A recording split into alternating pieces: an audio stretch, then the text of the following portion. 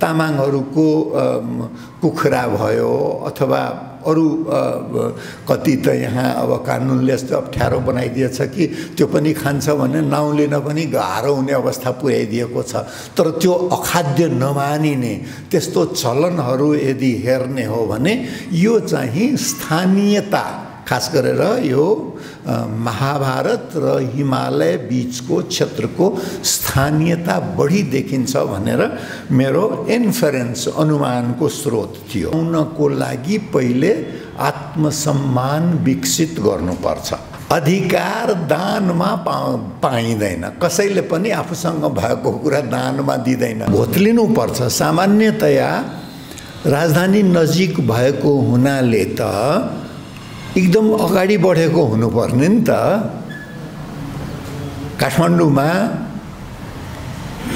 अहिले पनि स्वीकार गर्न, आफ्नो कमजोरी स्वीकार गर्न लाज मान्नु हुँदैन।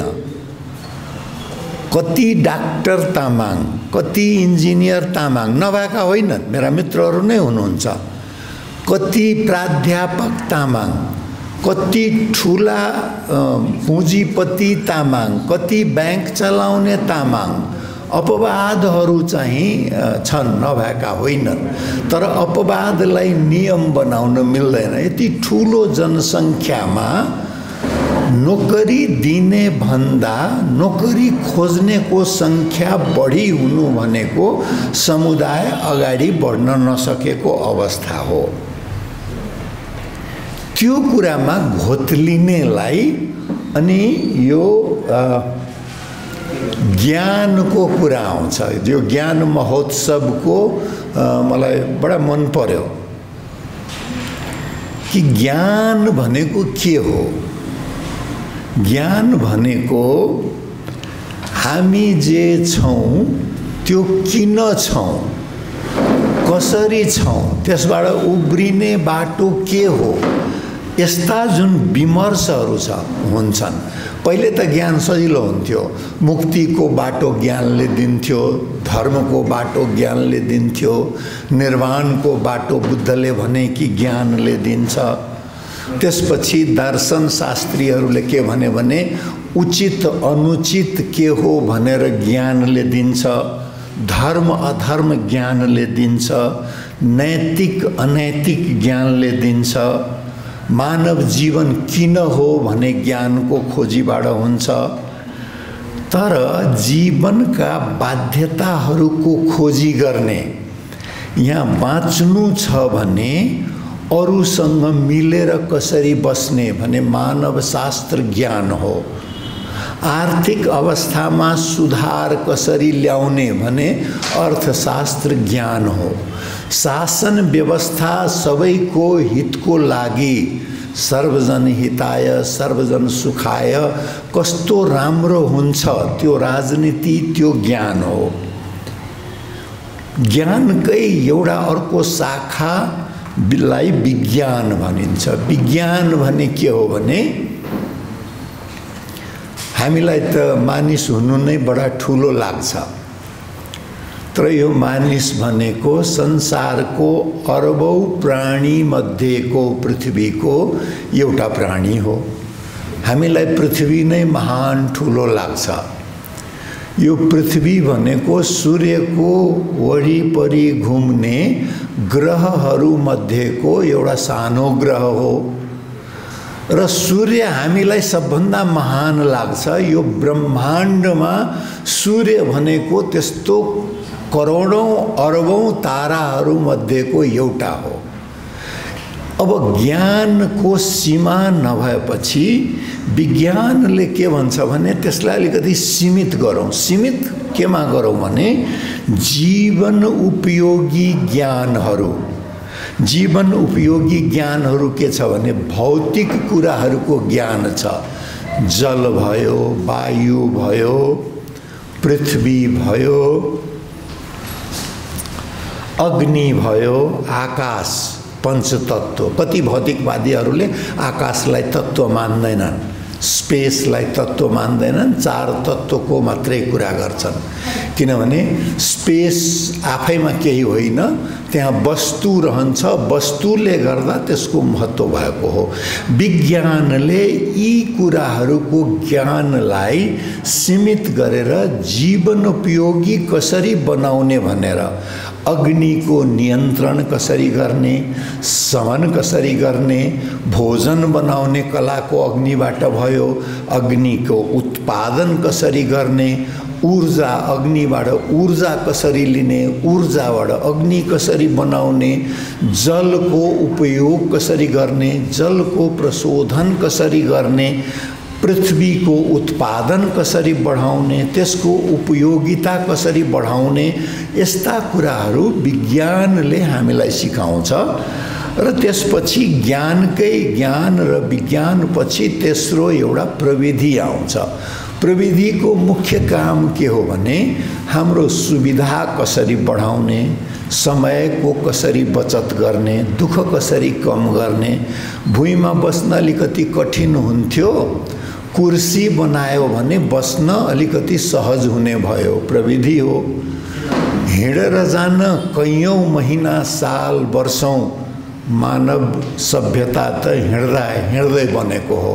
अफ्रिकाबाट निस्किएर एसिया आइपुग्यो, युरोप गयो, कता कता पुग्यो होइन। अहिले त अब चन्द्रमामा पनि पुगिसके होइन। त्यो प्रविधिले दूरीलाई घटाउँदै लगेको हो। फोन छ, कुरा गर्नलाई माइक नै छ, अघि बत्ती थिएन अनि मेरो स्वर अलि बिग्रेको हुनाले कसरी कुरा गर्ने भने असहज भइरहेको थियो। बिजुली आयो, यो माइकको आविष्कारले तपाईहरुसँग मेरो कुरा पुर्याउन सहज तुल्यायो। प्रविधिले समाधान सिकाउँछ, ज्ञानले समझदारी दियो। विज्ञानले किन र कसरी भनेर प्रश्नहरूको उत्तर दियो र त्यसपछि प्रविधिले समाधानहरू, हाम्रो समस्याका समाधानहरू, सुविधाका उपायहरू, गर्मीमा लाई बस्न योग्य कसरी चिसो बनाउने, धेरै जाडो छ भने न्यानोलाई कपडादेखि लिएर हिटिङ गर्ने उपायदेखि लिएर विभिन्न उपायहरू हामीलाई सिकायो। अब यो ज्ञानको बारेमा हामी जुन यहाँ उपस्थित भयौं कि ज्ञानको कुरा गर्नको लागि तामाङ ज्ञान महोत्सव, तामाङहरू यो ज्ञानमा कहाँ पछाडि परे त्यसको बारेमा विचार गर्नुपर्छ। केही तामाङ साथीहरू त पीएचडी गर्नुभएको छ, मेरै मित्रहरू 2-3 जना हुनुहुन्छ, इन्जिनियरहरू हुनुहुन्छ। एकजना तामाङ इन्जिनियरले त विद्युतको क्षेत्रमा क्रान्ति नै ल्याइदिनु भएको छ, नभएका होइनन्। डाक्टरहरू हुनुहुन्छ, धेरै विद्वान साथीहरू हुनुहुन्छ। तर ज्ञान परम्परामा औसतमा तामाङहरू किन पछाडि परे? श्रममा अगाडि, ज्ञानमा किन पछाडि भनेर असहज प्रश्नहरू पनि सोध्नुपर्छ। यस्तो प्रश्न पनि गर्ने हो, हाम्रो पनि साथीहरू त यस्तो यस्तो पढ्या छन् नि भन्नु त बडा सजिलो छ, तर त्यो जवाब होइन, त्यो ओठे जवाब हो। त्यसले समस्यासँग साक्षात्कार गर्नबाट पछाडि हटाउँछ। अब ज्ञानको स्रोतको कुरा गरौँ। सबभन्दा पुरानो ज्ञानको स्रोतहरूमा के भनिएको छ भने सबभन्दा विश्वसनीय ज्ञान प्रत्यक्ष प्रमाण भएको ज्ञान हो। आगोले पोल्छ भनेर बच्चाले छोएपछि थाहा पाउँछ। सेन्स अफ टच इन्द्रियको ज्ञान हो। त्यस्तै कानले केही कुरा सुन्यो भने ए यो कुरा त हो रहेछ नि भने मैले आफ्नै कानले सुनेको हो भन्छ, त्यो ज्ञान हो। आँखाले देखेको त्यो ज्ञान हो। जिब्रोले स्वाद पाएको त्यो ज्ञान हो। र कति कुरा महसुस गरेको, जाडो भएको छ नि त, कहाँ अहिले त होला नि, अथवा अहिले त गर्मी भएको छ, अहिले त 25 नाग्यो होला तापक्रम भने महसुस गरेर ज्ञानको सबभन्दा पुरानो स्रोत त्यो थियो। त्यो चाहिँ लगभग मानव समुदायमा सबैमा बराबर बाँडिएको छ।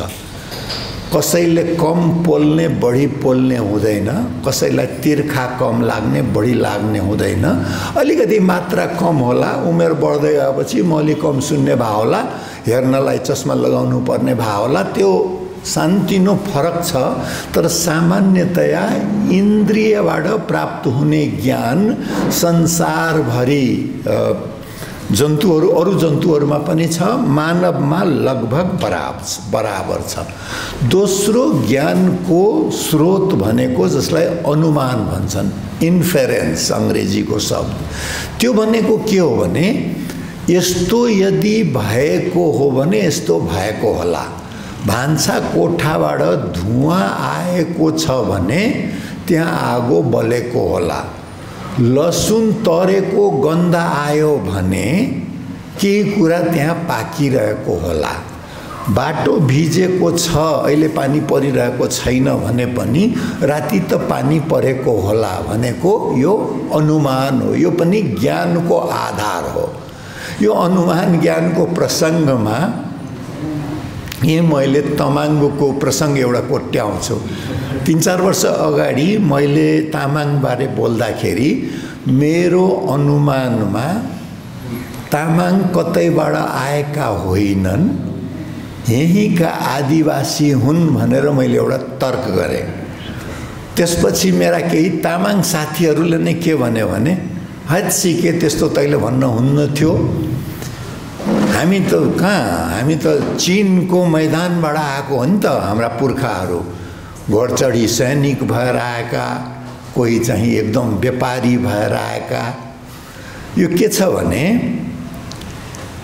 सभ्रान्त भएपछि हामी यहाँका होइनौँ, यहाँका पिछडिएका छन्।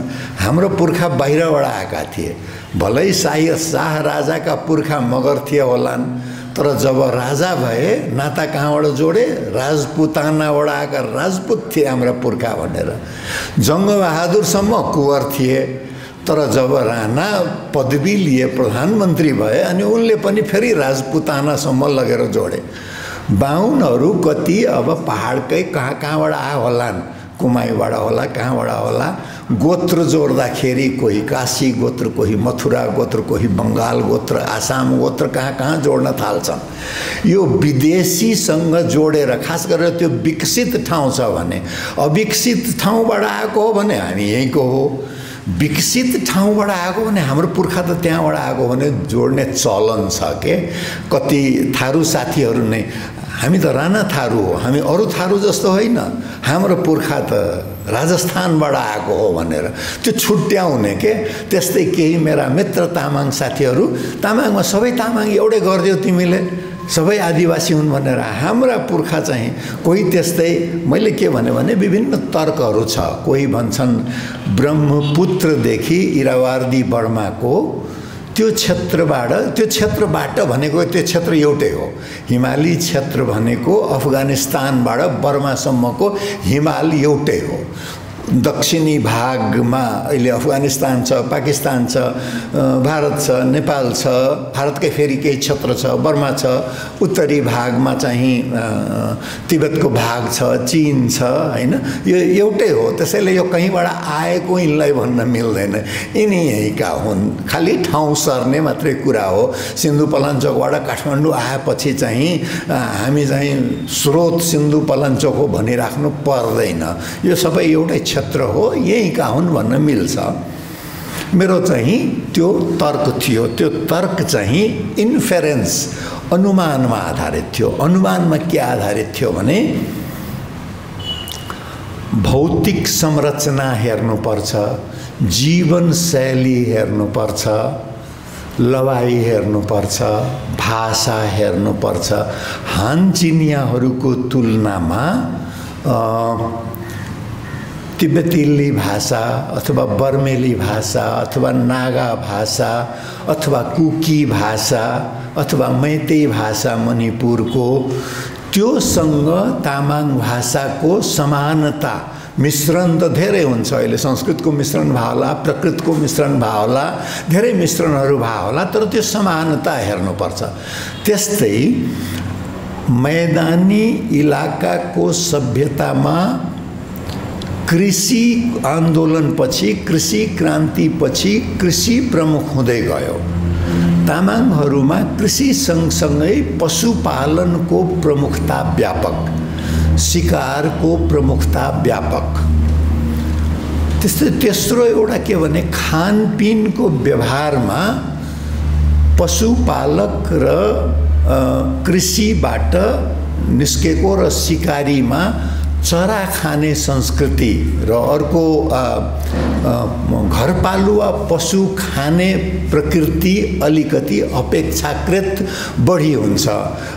नदीको किनारमा, समुद्रको किनारमा भयो भने माछा खाने प्रवृत्ति बढी होला, समुद्री कुरा खाने प्रवृत्ति बढी होला। तर जब पाठारी इलाका भयो भने अनि ठुला जन्तुहरूको माछा मासु खाने चलन बढी हुन्छ, चराहरूको कम हुन्छ। तामाङहरूको कुखुरा भयो अथवा अरू कति त यहाँ अब कानुनले यस्तो अप्ठ्यारो बनाइदिएछ कि त्यो पनि खान्छ भने नाउँ लिन पनि गाह्रो हुने अवस्था पुर्याइदिएको छ। तर त्यो अखाद्य नमानिने त्यस्तो चलनहरू यदि हेर्ने हो भने यो चाहिँ स्थानीयता, खास गरेर यो महाभारत र हिमालय बीचको क्षेत्रको स्थानीयता बढी देखिन्छ भनेर मेरो इन्फरेन्स, अनुमानको स्रोत थियो। अब यो प्रत्यक्ष र अनुमानपछि ज्ञानको तेस्रो स्रोत भनेको उपमान भन्दा रहेछन् संस्कृतमा। त्यो भनेको तुलनात्मक, कि उस्तै देखिन्छ भने अब चौरी गाई भन्यो, चौरी गाई कतैबाट पनि त होइन, तर गाई जस्तो अलि हो, त्यसमा अलि भुत्ला धेरै हुन्छ, रङ अलि अर्कै हुन्छ। यो तुलना गरेर उदाहरण दिने पनि ज्ञानको स्रोत हो। अर्थशास्त्रको व्याख्या गर्दाखेरि धर्मशास्त्रको कुरा ल्याउने तुलना हो। अहिले मैले जति कुराहरू गर्दैछु तपाईहरुले हेर्नुभयो होला, तुलनाको कुरा धेरै आएछ। अफगानिस्तानको हिमाल, बर्माको हिमाल यसो हेर्दा त कतैबाट पनि मिल्दैन।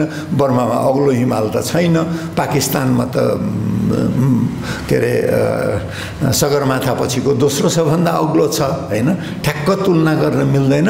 तर तुलनीय गिलासको पानी र समुद्रको पानी तुलनीय छैन। समुद्रको पानी नुनिलो हुन्छ, गिलासको पानी पानीको स्वादको हुन्छ, स्वादविहीन बनिएको छ हुन त। तर स्वादविहीन भने संसारमा केही पनि छैन। केही न केही स्वाद चाहिँ त्यसमा छ, पानीकै स्वाद छ। तुलना हो, त्यो पनि एउटा ज्ञानको स्रोत हो। चौथो ज्ञानको स्रोत शब्द भनिएको छ। बोलिएको शब्द भन्दा लेखिएको शब्द बलियो भयो।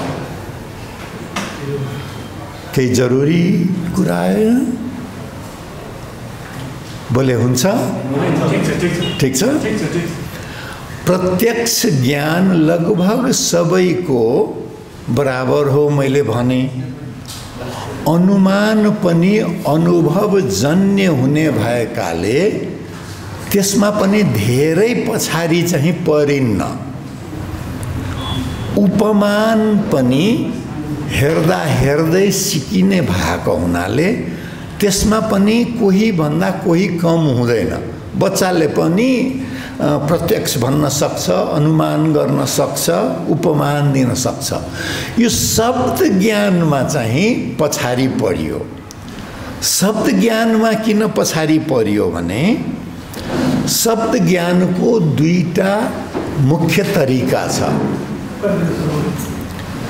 एउटा शब्द ज्ञान के हो भने कति सम्झिएको छ, मेमोरी एउटा शब्द ज्ञान हो। अर्को शब्द ज्ञान के हो भने लेखिएर, ताडपत्रमा लेखियो। ताडपत्रमा कसले लेखाए? जसको शासन थियो। शिलापत्रमा लेखियो। शिलापत्रमा कसले लेखाए? जसको शासन थियो। ताम्रपत्रमा लेखियो। ताम्रपत्र कसले लेखाए? जसको शासन थियो। वेदमा लेखिएको छ। वेद कसले भन्न त ईश्वरले नै प्रकट भएको भन्छन्, तर कसै न कसैले ईश्वरबाट प्रकट भए पनि लेखेका होलान् नि त। त्यो भनेको त शक्तिमा हुनेहरूले लेखेका हुन्। कानुनमा यस्तो लेखिएको छ। कानुन कसले बनायो? शक्तिमा हुनेले बनायो। पाठ्य पुस्तकमा लेखिएको छ। पाठ्य पुस्तक कसले लेख्यो? जसले पहिले पढ्न पायो, अवसर पायो। यो शब्द ज्ञानमा चाहिँ वञ्चितहरूको पहुँच कम भयो, दलितको पहुँच कम भयो, मधेसका पहाडका जनजातिहरूको पहुँच कम भयो। खस आर्य जुन वर्चस्ववादी समुदाय छ तिनकै पनि महिला नारीहरूको पहुँच कम भयो। शब्द ज्ञानमा पहुँच कम भएपछि शासनमा पहुँच कम हुन्छ। तपाईको शब्द ज्ञानमा पहुँच कम भयो भने प्राध्यापक त तपाईँ बन्नुहुन्न। अनि के हुन्छ? शब्द ज्ञानमा पहुँच हुने प्राध्यापक हुन्छ र तिनले फेरि जे स्थापित ज्ञान छ त्यसैलाई उल्टाई पल्टाई भन्छन्। मेरो आलोचना गर्नेहरू कतिपय मूलधारका खसारे स्वघोषित विद्वानहरू के भन्छन् भने, होइन बाबुराम आचार्यले लेखेर गएको कुराको विरोध गर्छन्, फलानो पन्तले लेखेर गएको कुराको विरोध गर्छन्। रामायणमा त यस्तो छैन, महाभारतमा त यस्तो छैन। अब मेरा मान्छेले ती पुस्तकहरू लेखेका भए मेरा कुरा त्यहाँ हुन्थ्यो। मेरा मान्छेले लेख्या होइनन्, अनि मेरो कुरा त्यहाँ कहाँबाट पाउनु त? तिनलाई म उद्धरण गरेर मैले बोल्ने हो भने त मैले सोझै त आस्था स्वीकार गरेको ठहर छ। तपाईँ तामाङ भएर यदि खाली जम्मै उद्धरण दिन थाल्नुभयो नेपालको लेखिएको इतिहासको भने तपाईँ त त्यो इतिहासमै हुनुहुन्न। तपाईँ त त्यो इतिहासमा भीमफेदीबाट मोटर बोकेर ल्याउने दास हुनुहुन्छ। तपाईँ त त्यो इतिहासमा दास बनाउन मिल्ने जङ्गबहादुरको मतवाली हुनुहुन्छ। तपाईँ त त्यो इतिहासमा के अरे अखाद्य भनिएको जनावरको मासु खाने हुनुहुन्छ। तपाईको इतिहास कसले लेख्या छ र? लेख्या छैन नि त। त्यसैले यो शब्द ज्ञानमा वञ्चितहरूले नलेज अफ मेमोरी, सम्झनाको ज्ञानतिर फर्किनुपर्छ। सम्झनाको ज्ञानहरू कहाँ छ त? लेख्न नजानेका ज्ञानको स्रोत भनेको हाम्रो लोकगीतमा छ। नलेखिएका ज्ञानको स्रोत भने हाम्रो बाजे बजैले सुनाउने कथामा छ। नलेखिएको ज्ञानको स्रोत भने पिँढीमा गरिने कुराकानीमा छ। हामीले सुनेका पुराना कुराहरूमा छ। हामीले गाउने लोकभाकाका गीतहरूमा छ। र सबभन्दा ठुलो हाम्रो अनुभवको भण्डारमा छ। दिनदिनै के अनुभव गर्नुहुन्छ हाम्रो त्यो ज्ञान हो। त्यो ज्ञानलाई बढाउनुपर्छ। त्यसको सँगसँगै शब्द ज्ञानमा लेखिएको पुस्तक कहाँ गलत छ भने औँल्याउँदै जानुपर्छ। जर्मनका एकजना बडा ठुलो नाटककार, विद्वान, क्रान्तिकारी भए बर्टल ब्रेख्ट भन्ने। उनले के भन्छन् भने, hungry man reach for the book is a weapon. भोको मान्छे पुस्तक खोलेर पढ, त्यो हतियार हो। हतियार चलाउन जानेर मात्रै हुँदैन। यो पुस्तककोलाई हतियारको रूपमा प्रयोग गर्न जानिएन भने आधुनिक युगमा तपाईको सङ्घर्ष सफल हुन कठिन हुन्छ। यो चाहिँ अब त्यो गरिसकेपछि गर्नुपर्ने भनेको ब्यालेन्स अफ पावर भन्छन् नि, शक्ति सन्तुलनमा तामाङहरू आज कहाँ छन्? के भन्छन् भने शक्तिको स्रोत बल हो। आजभोलि बललाई सङ्ख्यामा भन्ने गरिन्छ। बलमा त तामाङहरू कम छैनन्, एउटा उल्लेख्य जनसङ्ख्या छ। शक्तिको स्रोत भने श्रम गर्ने क्षमता हो। श्रम त पुस्तौँदेखि गरिआएको हो, त्यसमा पनि तामाङहरू पछाडि त छैनन्।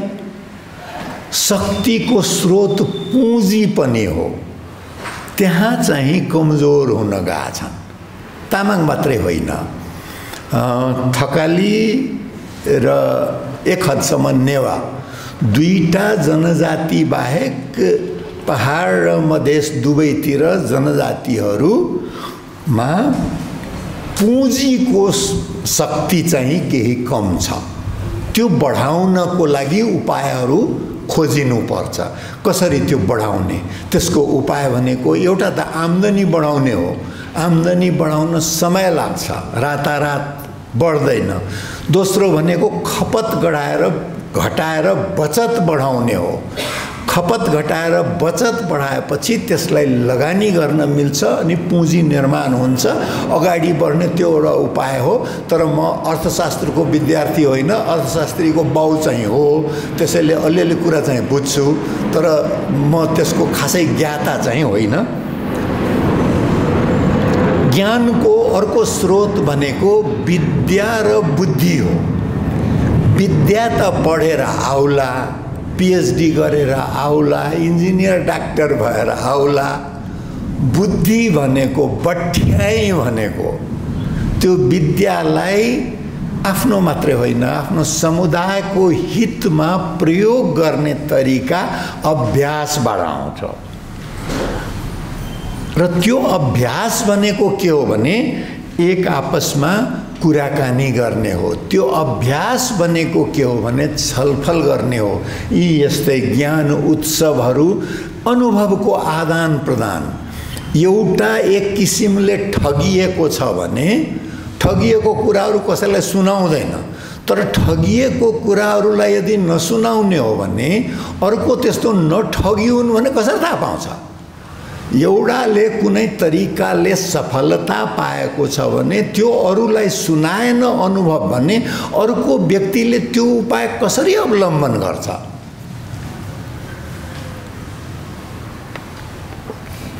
त्यसैले विद्यासँगै बुद्धिको विकास पनि। अब आउँ शक्तिको सबभन्दा प्रभावशाली स्रोत। शक्तिको स्रोतमा मैले भने बल, श्रम, पुँजी, यो तीनटैलाई सम्पत्ति भन्न मिल्छ। विद्या र बुद्धि, यसलाई ज्ञान भन्न मिल्छ। यो सबैलाई जित दिएको छ। कुनै बेलामा धर्म भनिन्थ्यो, आजभोलि राज्य भन्छन्। जोसँग धर्मको धर्माधिकारीले बाँकी सबै बलमाथि शासन गर्थ्यो। यो त वेदमा छैन, यो त पुस्तकमा छैन, यो कुरानमा छैन, यो बाइबलमा छैन, कुनै बेला भनिन्थ्यो। अहिले के भनिन्छ भने यो कुरा संविधानमा छैन, यो कुरा ऐनमा छैन, यो कुरा कानुनमा छैन। सबै ज्ञानको शक्ति र सम्पत्तिको शक्ति, राज्य शक्तिको अगाडि निरीह भएर जान्छ, जसरी कि कुनै बेला धर्म शक्तिको अगाडि निरीह हुन्थ्यो।